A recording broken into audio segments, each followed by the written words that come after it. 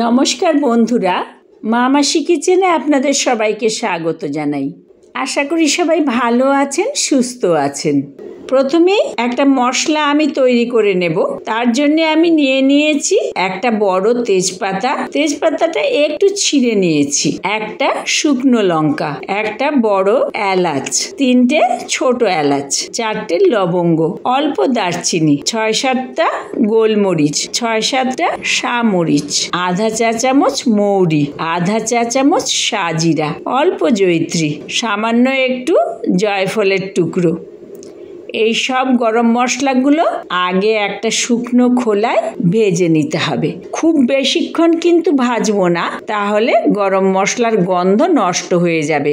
Just একটু ভালো করে গরম মশলাটা নেড়েচেড়ে ভাজতে হবে, যাতে এটাকে ভালোভাবে গুঁড়ো করে নেওয়া যায়, তার বেশি নয়। দুর্গাপূজার অষ্টমীতে যারা নিরামিষ খান বা লক্ষ্মী পুজোর দিনে ভোগে বা বাড়িতে খাওয়ার জন্যে এভাবে পনির বানিয়ে নিতে পারেন, খেতেও অসাধারণ হয়।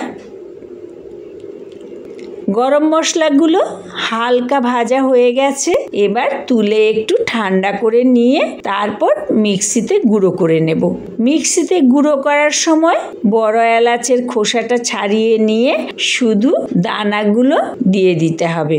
বাকি মশলা তুলে নিলেও শুকনো লঙ্কা আর বড় এলাচটা একটু বেশিক্ষণ রেখে দেব, তা না হলে শুকনো লঙ্কাটা মুচকুচে হবে না, আর বড় এলাচেরও ভেতরের দানাগুলো মুচমুচে হবে না। মুচমুচে না হলে গুঁড়োটা ভালো হবে না। শুকনো লঙ্কাটা মুচমুচে হয়ে গেছে, এবার তুলে নেব।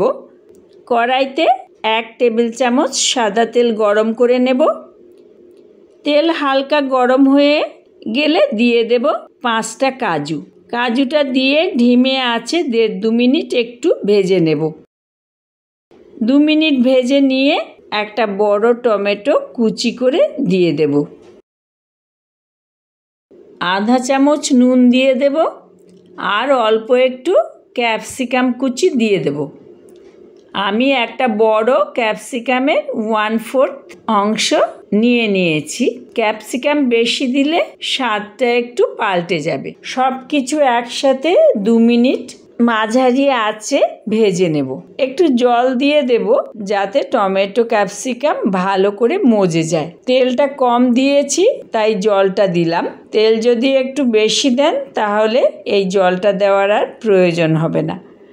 টমেটো ক্যাপসিকাম একটু মজে গেলে এগুলো একটা পাত্রে ঢেলে নিয়ে ঠান্ডা করে নেব। গরম মশলা অল্প ঠান্ডা হয়ে গেছে, আর এই যে বড় এলাচের খোসাটা, এটা কিন্তু আমি মশলায় দেব না। এবার মশলাটা একটু গুঁড়ো করে নেব। দেখুন, মশলাটা গুঁড়ো করে নিয়েছি, আর কাজু টমেটো ক্যাপসিকামও একটু ঠান্ডা হয়ে গেছে। এবার ওগুলোকে মিক্সির জারে নিয়ে সব কিছু একসাথে মিহি করে বেটে নেব। দেখুন, ভালো করে সব কিছু একসাথে বেটে নিয়েছি। আমি 200 গ্রাম পনির নিয়েছি। এই পনিরটা এবার বড় বড় কিউব করে কেটে নেব। আমি যে রান্নাটা করছি এটা ভাত, রুটি, লুচি, পরোটা, নান, পোলাও সব কিছুর সাথে খেতে পারবেন।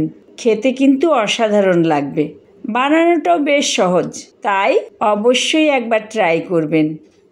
দেখুন, পনিরটা এরকম বড় বড় কিউব করে কেটে নিলাম।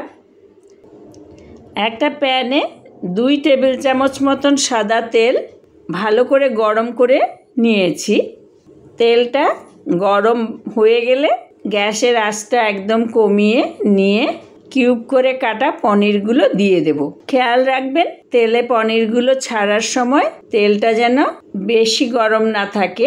প্রথমে গরম করে নিলেও সেই সময় আঁচটা একদম কমিয়ে দিতে হবে, তা না হলে পনিরগুলো কিন্তু পুড়ে যেতে পারে। আবার তেল ভালো করে গরম করে না নিলে কড়াতে পনির লেগে যেতে পারে। আমি একটা দিয়ে দেখে নিলাম। এবার সব কটা দিয়ে হালকা করে ভেজে নেব। সব দিকগুলো একটু উল্টে পাল্টে ভাজবো। হালকা ভাজা হয়ে গেলে পনিরের টুকরোগুলো তুলে নেব।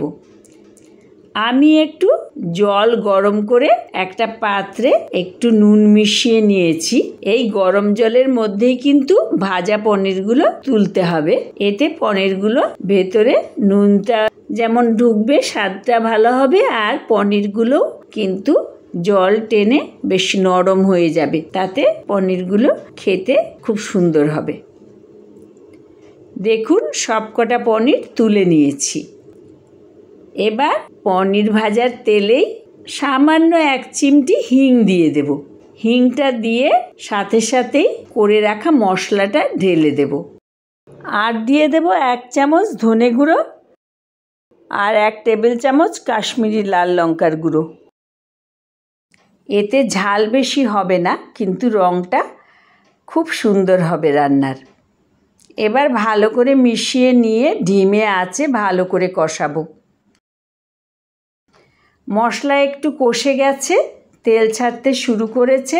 এই সময়ে মিক্সির জারটা ধুয়ে অল্প একটু জল দিয়ে দেব। জল আর মশলাটা মিশিয়ে নিয়ে আবারও ভালো করে কষাবো। আমি পনির যে জলে চুবিয়ে রেখেছিলাম সেই জলটাই কিন্তু ব্যবহার করলাম। এভাবে অল্প জল দিয়ে দুবারে মশলাটা কষাবো। তাতে স্বাদ কিন্তু অনেকটাই বেড়ে যাবে রান্নার। দেখুন মশলা ভালো করে কষে গেছে, তেল ছেড়ে বেরিয়ে এসেছে। এবার জলশুদ্ধ পনিরটা ঢেলে দেব। 1 চা চামচ চিনি দিয়ে দেব। আমি টমেটো আর ক্যাপসিকাম ভাজার সময় অল্প নুন দিয়েছিলাম, আর পনির ভেজানোর জলটাতেও নুন দিয়েছিলাম, তাই আর নুন দিতে হবে না। যদি প্রয়োজন মনে করেন টেস্ট করে তখন অল্প দিয়ে দেবেন। আর ভোগের জন্য রান্না করলে অবশ্যই সন্দক লবণ ব্যবহার করবেন। আপনারা ঠাকুরের ভোগে পনিরের কোন রান্নাটা বেশি করেন আমায় অবশ্যই কমেন্ট করে জানাবেন। সব কিছু ভালো করে মিশিয়ে নিয়ে ঢেকে 2 মিনিট মিডিয়াম আঁচে রান্না করে নেব। একবার পনির দিয়ে কিন্তু আর বেশিক্ষণ রান্না করবেন না, তাহলে পনিরগুলো খেতে একটু রাবারি হয়ে যেতে পারে। 2 মিনিট ঢেকে রান্না করে নিয়েছি। দেখুন রান্নাটা মাখো মাখো হয়ে গেছে। এবার 1 চামচ ঘি দিয়ে দেব। ঘিটা মিশিয়ে দিয়ে গ্যাসের ফ্লেমটা বন্ধ করে দেব। আমি একটু কাসুরি মেথি মাইক্রোওয়েভে হালকা গরম করে নিয়েছি। আপনারা চাইলে তাওয়াতে বা কড়াতে একটু ড্রাই রোস্ট করে নিতে পারেন, আবার আমার মতো মাইক্রোওয়েভেও গরম করে নিতে পারেন। আমি এই কাসুরি মেথিগুলো হাতের তালুতে নিয়ে ঘষে একটু গুঁড়িয়ে নিয়ে রান্নার উপর ছড়িয়ে দেব। হালকা করে মিশিয়ে দিয়ে গরম গরম সার্ভ করে দেব।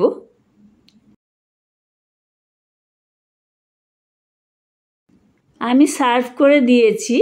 আপনারাও এভাবে একবার অবশ্যই বানিয়ে দেখুন, খেতে কিন্তু অসাধারণ হয়। যে কোনো নিরামিষ দিনে এটা দিয়ে ভাত, রুটি, পোলাও, নান, পরোটা যা খুশি খেতে পারেন। আবার পুজোর ভোগে নিবেদন করতে পারবেন। শুধু সেক্ষেত্রে সন্দক লবণ ব্যবহার করবেন রান্নায়। ভালো থাকবেন, সুস্থ থাকবেন। নমস্কার।